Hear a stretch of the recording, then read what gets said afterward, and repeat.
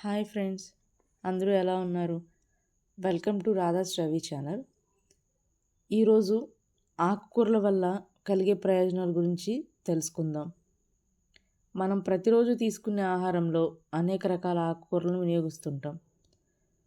ఎక్కువగా గోంగూర, మెంతికూర, పుదీనా, కొత్తిమీర, మునగాకు, కరివేపాకు మొదలైనవి ఉపయోగించుకుంటాం.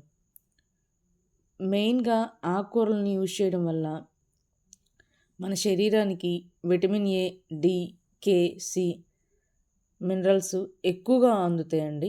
అదేవిధంగా ఐరన్, కాల్షియం, సోడియం ఇతర పోషకాలు కూడా చాలా సమృద్ధిగా ఉంటాయి. సో డాక్టర్స్ అయినా కంపల్సరీ ప్రతిరోజు మన లంచ్లో కానీ డిన్నర్లో కానీ కంపల్సరీ ఒక ఆకుకూర తీసుకోమని చెప్తారు. దీనివల్ల ఏంటంటే పిండి పదార్థాలను గ్లూకోజ్ రూపంలోకి మారుస్తాయి ఆకుకూరలు. అందుచేత శరీరానికి శక్తినిచ్చే ఇంధనంగా ఆకుకూరలు పనిచేస్తాయి. ఆకుకూరలు ఎక్కువగా యాంటీ ఆక్సిడెంట్లు ఉంటాయి. ఇవి యాంటీ ఆక్సిడెంట్లు క్యాన్సర్లకి ఏజెంట్లుగా పనిచేస్తాయి. సో మనకి మ్యాక్సిమం చర్మ క్యాన్సర్ రాకుండా కాపాడుతాయి. ఆకుకూరలో అదేవిధంగా ఎక్కువగా ఫైబర్ కంటెంట్ ఉంటుందండి.